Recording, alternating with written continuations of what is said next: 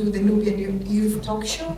My name is Zeitun Omar, and I have a panel of guests who have joined me to talk more about matters concerning the Nubian community. So the topics for today will be mental health, gender-based violence, and child upbringing.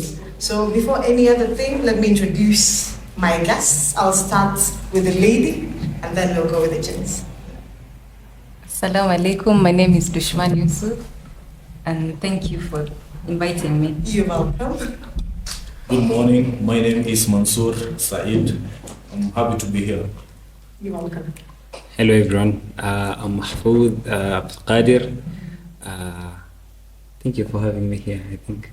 You're welcome, and it's great to have you guys in the show. Yeah. And as we begin, we are going to start with mental health. Yeah. So I want us to discuss more and dive deep into the matter of mental health. And first of all, my question is, what do you understand by mental health? I'll start from there. Mental health. When you think about mental health, it's just like the way we look after our physical body's health. When maybe you have malaria, you're feeling some headache. It's just a way like mental health. It's like an integral part of our system. In our bodies, it works like a system. Mm-hmm. Like the mental part is like it's the most essential part, because at the end of the day, we are driven with our brain. So when I think of mental health, I think of an integral part of our well-being, an integral part of our living. Okay. Yeah. So I'm going to go on my left-hand side, and then we'll go back. My understanding of mental health is simply the general proper functioning of the state of mind, mm-hmm. and how you perceive the outside world. Yeah. Okay. Dushman? My friend there has defined it very well, Mm-hmm. and it's just the way she says it. Okay. Yes. Yeah. Okay. He. So I want to ask about in the community, when becoming a child and growing in the same community, being a Nubian, and we've seen how young people have had mental issues. What do you think is the cause, and what do you think we should do, or what advice we should give the young people in order for them not to feel they have like a burden in them? Okay. Should I go first? Yes, Yeah. Sure. Okay. When you think about our community, I'll majorly concentrate on the men's side, mm-hmm. because when we grow up, there is that how should I put it? There is that kuna ile tumeplace wanaume in some way ni kama we are like tuko immune to these problems, but that is not the case. Najua saizi hii problem inaweza nishika, like my friend there Mansur anaweza kuwa with problem with mental health, lakini perception yetu imekuwa as a community like tunaangalia ni kama wanaume hawezi, they can't succumb to mental health. Mm-hmm. That's why unaona people, they end up in depression and they don't even realize that they're actually depressed in some way. Mm-hmm. As much as our lifestyle pia in the community pia, it has contributed to these problems, because unataka kuishi maisha ambayo hata wewe mwenyewe unajua clearly that I can't afford this lifestyle. I can't, yeah. Lakini wewe mwenyewe unataka you want to go to KFC, lakini wewe mwenyewe unajua pesa yako inatosha ugali mboga. So should you go to that fast? So yeah, stick to what your means inaweza afford. So tunajaribu kukopi watu ambao, as in it's a problem, especially sisi my youth. And do you think men, especially men though, inawasumbua because they cannot, najua wanaume jisema, you know, I can't afford this, I can't do this in the community. And do you think it affect men more or even women? I want to understand. Can I tackle this one? Yes. I think the men are on the upper hand when it comes to the effect of the mental health, because there's a lot of expectation in them that a man should do this, a lot of things, and now when they try to go beyond that, unakuwa prosecuted for something na tena for a man, we usually don't have someone to go and try to. But the society has already made us to be strong. Kuna hiyo Co-immune to these problems. Yes. that mwanaume ufai kufanya hii, kuna some stereotyping fulani hapa imetengenezwa that a man should be this way and this way and this way, so inakuwa a lot of challenge, inakuwa great challenge. Dushman? Personally, I think mental health imekuwa like people hawajakuwa waki-consider so much. People only feel about the physical health. Mtu akiumwa na kichwa like ndo anajua like there's something wrong. So they tend to put the mental health back on the side. But it's time that people wana focus on the mental health. It's something that most people don't know, and they don't like. There's so many diseases of mental health. There's so many categories of depression and other mental illnesses. We have like anxieties and other problems.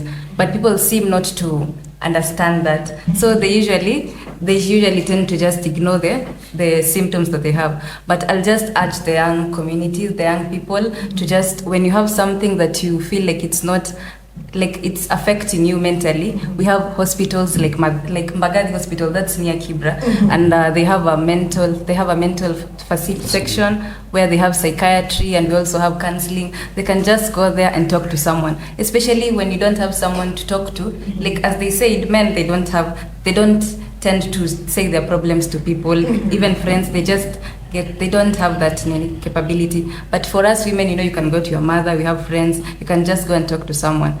So for men, you can just go to the hospital. There you'll find someone who doesn't know you. And I also have a question. Do you think, guys, for having a mental breakdown, before even having it, do you think parents are the ones wanachangia? Because being a kid or being a child, a parent anafaa kuleta karibu. Do you think inaanza from the family, like where you've been raised or where you're born, inaanzia from hapo? It basically depends. It depends. For me, I think I think mental ama perception yetu ama it's just a choice.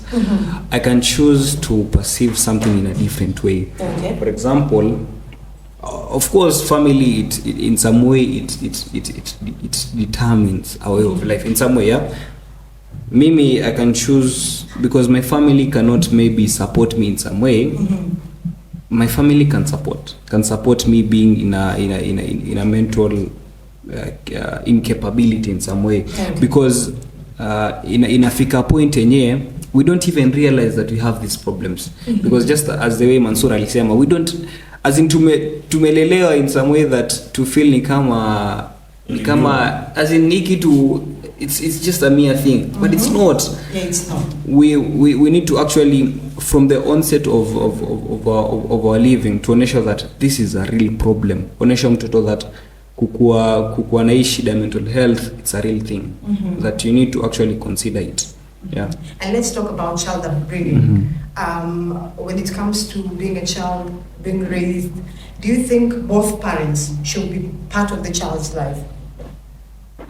Personally, I think they should be a part of the child's. Because first of all, personally, I believe that this mental health, the result to either nature or nurture. Nature is like through the genetics. We have both parents. All parents contribute to the men, they give the Y chromosomes, the women, they give the X chromosomes. So that they contribute to you. So anything that happens to you will also, it relates from the parent. Then we also have the nurture perspective. That's where like the upbringing of the parents. When you live with your father, personally me, I've lived with my single father. So I've learned so much more things from my father. And I believe I have this men's perspective because I was raised by a man. Yes. So I don't like relates too much to women on how sijui to kuishi kwa ndoa vizuri or such sorts of things, because me I was not raised by a woman, so I don't know such things. So I think that also that relates to someone's mental health. So their upbringing is there. Okay. Yes. Mansur? I think being raised by both parents is non-negotiable. These are their duties. You see, they're the ones responsible for bringing you to this world, and Yes. It is important for them to take care. Kwa sababu in the long run, kwa sababu, for example, one of the parents is absent, there are some things that won't be done. Yes. Ama kama zitafanyika with a lot of limitations. Na ukiongelea in a bigger picture, hiyo inahinda nini ya mtoto, no? Yeah. Kuna some things, for example, a boy child cannot speak to it, To the speak mom, about yeah. it to the mom. No, Yes. Ukianza kuwa mature na kufit sijui aje, kuna vitu wezi ambia mama yako. Yeah, you need to tell the dad. You need a Yeah. dad. Yes. Now when the dad is not present, inakuwa baya kwa sababu hapo sasa ndo nini ya mtoto inaingilia, inaitwa the mental breakdown inaingilia. They start to look for help elsewhere. And I'm going to talk about it also, especially for the girl child. I will say if a dad's presence is not in the girl's life, that's why most of the time you find unapata a girl at a young age, either 16 or 15, unajua ameanza kujua mengi, na by that time a girl anabalera, you'll agree with me, Yes. and then like anataka ile support. So anashindwa ataomba nani pesa because the dad is not in the picture, and maybe the mom cannot provide. Yeah. So inafika a point you find the girl anatafuta help from outside. And when they get help from outside, that is when, yes, it doesn't come free. They need to pay for it. Yes, they need to pay for that. So I think as a Nubian community, it's not even about the girl child only, it's about even the boy child. Because right now, society and things have changed, and it has become really, really bad for both genders. Because kitambo ilikuanga, oh, we should look after the girls, but these days also we need to look after the boys. Yes. Because the world has changed and things are different, and yeah, people are scared. If I can add on that, actually, when you talk about being both parents being involved in the child's upbringing, consider on a wing whereby one parent dies. Let's say father dies. Sindio? When the father dies, it's now the mother to take up the role of a mother and a father. Yes. In a setting whereby maybe the mother is not remarried, yeah? The mother can take up the role, yeah, the father even perfectly. Because, you know, that woman can actually instill some characters za mwanaume enye mtoto ana deserve. Yeah. But in some cases, maybe the lady might not fully do that effectively. I think as a mother you need to reach out to maybe the uncles, ama your brothers as a lady, or kusaidie, because you need help. Kama you see like your capacity cannot support that, you can ask for help, because I'm agreeing with you, Mahfudh. Yeah. I remember there is this lady, I think she's an Ustada. Yeah. Ustada. She was talking about a girl being raised until she reaches a point to get married. Yeah. So when we come to that point where the girl has been, the dad has died, Yeah. so the mom is taking the responsibility.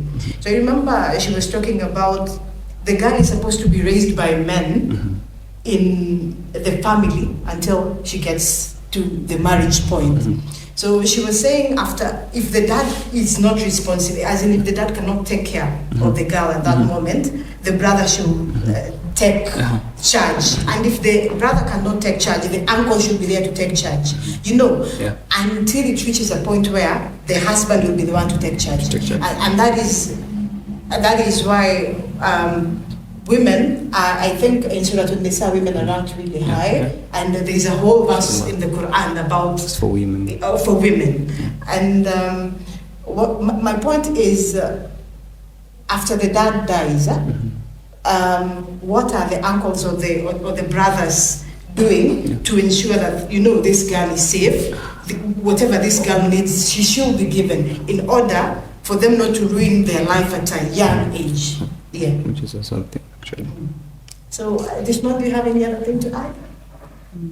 Maybe on that issue of one single parent, in our community currently, like most girls, they are single mothers. Majority of them, if it's either they gave birth and they were not married, or they were in marriage and then they divorced with their husband, and then now they're just the single parents.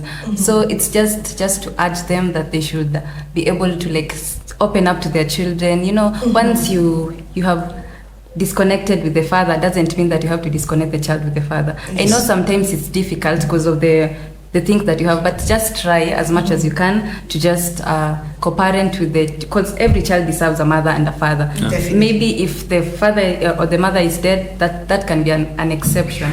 But if they're both alive, I think every child deserves that. And I also know you're raised by a dad. Yes. My mom passed, so I've been raised by a man also. So I'll understand the fact that the man will try as much as they can to give you the things that you might need in order for you not to look somewhere else. Yes. And you find most of the time when the dads are in the girl's life, you find, I'm not saying that the life of the other girls will be in a mess, but I think the dad holds the family firm. Yeah. So you find the girl, whatever they need from the dad, they'll be able to get. Even if I'm not saying the dad should be rich or anything, but a provider. Yeah. Providing. Mansur? Yeah, I think the father figure is actually so important. Yeah. And when we discuss about the father being present, and at one point they maybe die, I think the brothers, the uncles should step in and support where they can. Because when the girl child, for example, who are so vulnerable, tend to get this opportunity of being helped by another person, Yes. it doesn't come cost-free. Yes. They need to pay for it. And how do they pay for it? Now, that's where the early pregnancies get into it. Yes. Someone like that, mwenye amekupatia mimba because walikuwa wamekusaidia na kitu fulani, it's not out of love. They won't actually take full responsibility kwa sababu walikuwa na different intentions. So hawezi kuwa nini. That's why you have a lot of single mothers hapa nje. Yes. Some wamepatikana wamejipata single mothers because of such situations, na wengine ni maybe unajua kuna mentality fulani ya mtaa pale that these girls love bad boys. So when you do drugs and everything, it's something that's happening. These girls wanapenda such people, and such men are not even responsible. Then wanasema good men are boring. Like, Exactly. like hizo nini, unaona? So mtu anaingia kwa ndoa anajua ni aje, mse hapo kwenye hivi, unaona anaelewa kama. And I think we'll talk about that when it comes to the topic of marriage. Definitely that will be a blow up. That is something we'll talk about. So wengine hata wanaingia hapo wanajua labda ni kupromise. If ukinizalia nitakuoa. And that is where the problem comes in. You find single women, and then the same men who made the women pregnant, they don't want the same women. Exactly. They want to marry new ones who have not even. And it has happened a lot of time. Yeah, actually, it does. Most of the marriages zimefanyika as single mothers. Ni watu wenye hawakuzana. Yes. Unaona kuna msana step up anaonyesha ni aje mwanaume acha nichukue bibi na mzigo wake. Yes, and that is where mental health also comes in. Exactly. Because you find in the community people are bitter, like an ex of an ex of an ex of an ex of an ex, so people are just bitter. Like literally. And then one thing you need to realize when you borrow something from Islamic teachings, as ladies, okay, in most cases, from what we've just discussed, it just goes down to the lady, because this lady can control whatever she perceives in a situation. Okay, me, I base most of my arguments on perception, because sisi ndo tunachagua how we reason around a certain thing. As a lady in Islam, akuna daraja ya juu sana. Exactly. They ranked very high. Very high. As in, hata as a man, mimi nikiwa na msichana najibeba na heshima, wallahi mimi mwenyewe nitambeba na ile heshima na deserve for sure. It's sad seeing ladies wanajibeba tu hivi ndogo ndogo. Si ndo wenyewe we build on these mental health problems. Kwa sababu Yesu tena kwa jamaa atakupatia leo 10 bob. Okay, sorry. Hizi 10 bob hapana, sorry. Atakupatia this 1000 shillings. Anakuambia enda KFC. You feel like niko na jamaa wangu wa KFC. Atakupatia KFC, atakuimprove kiasi twende CJ's, Utenda CJ's, the next thing anakuambia kuja kwangu, I can prepare you a good meal, And then after that anakupatia nini? Anakupatia mimba. The guy atakuacha hivyo, atenda to the next person. Utapatiwa mimba, utarudi kwenyu. That thing itakuwa a big problem for you. That's why I'm saying people are bitter because of that. Which is very wrong by the way. Exactly. But also, this same female, this same male in our families, you look after this Exactly. girls. It's not about If the dad is not there, the brother should take charge. If the brother is not there, the uncles should take charge. Because we're trying to raise women in the community. And also, it's not even about women only, it's also about men who are going to take care of this boy child. Because if we don't take care of the boy child, that is where the problem comes in. Also, you find them doing drugs. And right now imekithiri kabisa. So you find out girls sasa unasikia like nani ataoa wanawake wetu. This lady I remember was a client. I remember she told me, "What? Sunday asubuhi, men are already in the club. Who are gonna marry this? Who are gonna marry you guys?" You know, she's an old lady, and I was looking at her. I don't know. She was wondering. She was like, in our generation, it never happened like that. But right now, it's happening. If a boy child is not going to work, in a club Sunday, asubuhi. So who is going to marry these girls? So it's kind of tricky, and I think it's something that the community should figure out. So something. Yes. On the issue that you said on blaming women, that's not good because you know, as women we tend to fall in love. That's what men don't understand. When you take me, it's a process. The first time you give me that KFC money, then the next time you take me to see this. You know, I'm falling in love. Those are gifts you're giving me, and then you're expecting me not to love you. Then you come and give me pregnancy. But like in Fikiria, angalia. Ladies, we have that mindset. For can you, maybe you're playing with me, but me, I don't know. What I mean is, I can give you an example. When you take two ladies, okay, pia nategemea na msichana, lakini I was basing my argument on the fact that a lady should actually ajibebe na hadhi ya juu. Wallahi kuna msichana yes utampeleka CJ anataka tu just for the glam, for the Insta, lazima muone, but lakini msichana anajua akienda kwa nyumba jamaa kenye jamaa atamfanyia. So lazima ujibebe na hadhi yako na You cut me short for a minute.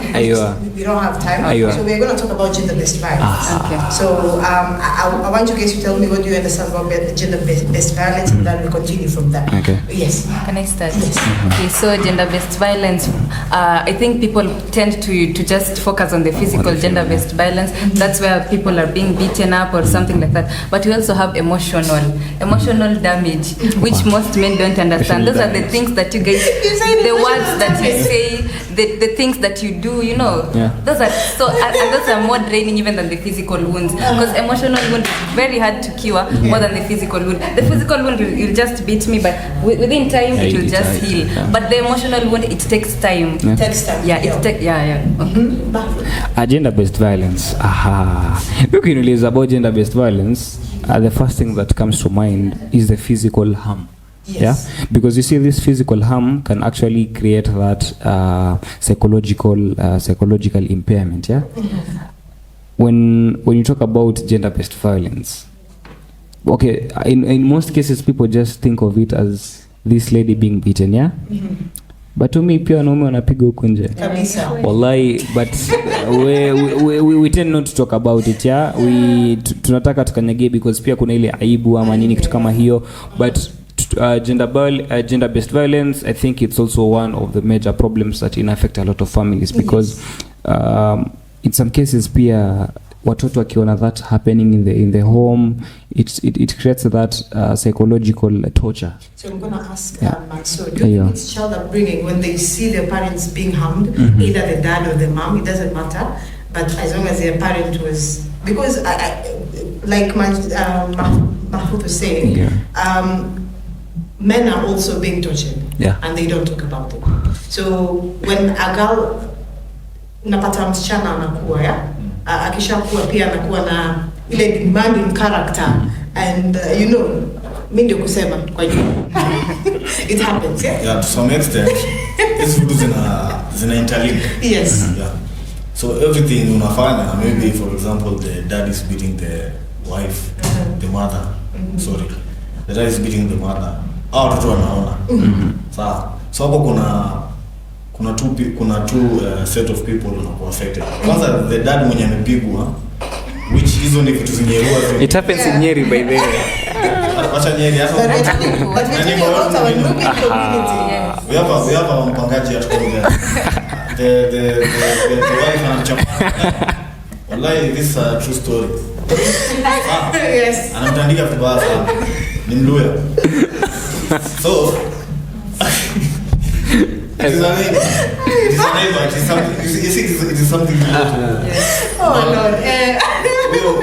You've experienced. Yeah, so bwana unajua zamani okay nimepigwa na bibi yangu then naenda kwa maboys nauliza bro bwana jana wife amejitandika unajua it's not even ni kama unashukisha masculinity yako mimi siwezi sema nimepigwa mimi nimekanyagia tena utaendaje kwa chief useme so there's no way unaweza find help unaona the only thing unaona kufa tu na kwa sababu utaambia nani. I think society yetu ndio influence kitu kama hiyo. Exactly.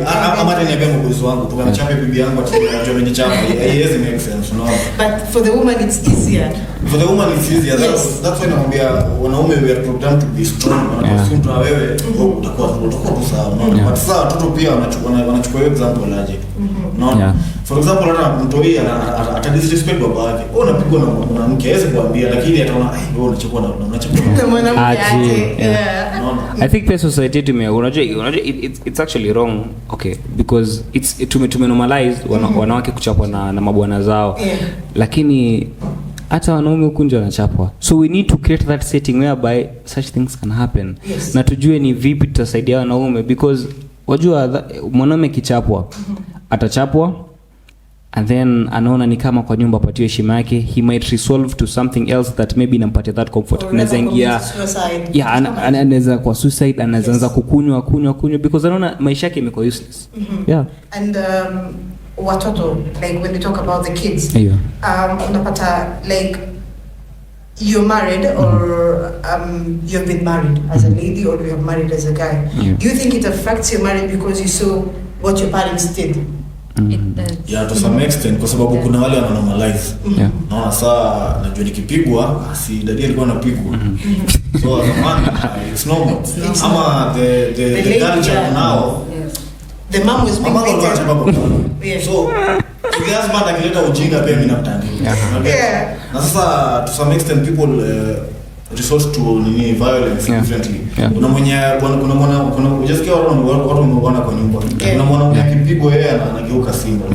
Ama akipigwa the woman anampiga but ana scream, so wanafikiria ni anapigwa. Exactly.